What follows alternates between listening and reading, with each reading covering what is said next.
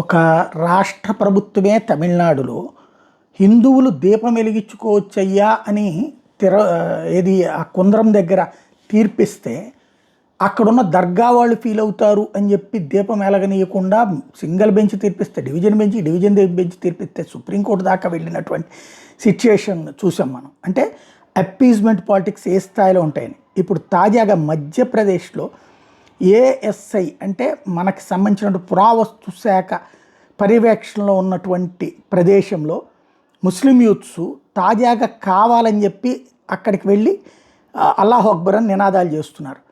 దాంతో అది పర్టికులర్గా ఒక ఆలయానికి సంబంధించినటువంటి పురావస్తు శాఖ ప్రదేశం అన్నమాట.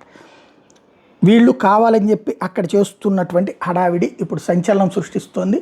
అక్కడికి వెళ్ళి తగలబెట్టేటటువంటి యాక్టివిటీ ఇదంతా కూడా ఇది మాది ప్లేసు, మా పురాతన కాలందని చెప్పేటటువంటి ప్రయత్నం చేస్తున్నారంటే కావాలని గొడవ సృష్టించడం. అక్కడ అది దేవుడికి సంబంధించినటువంటి ప్రదేశం అని తెలిసి కూడా ఈ రాబోయే రోజుల్లో ఇలా రెచ్చగొట్టే వాళ్ళ సంఖ్య పెరుగుతుంది.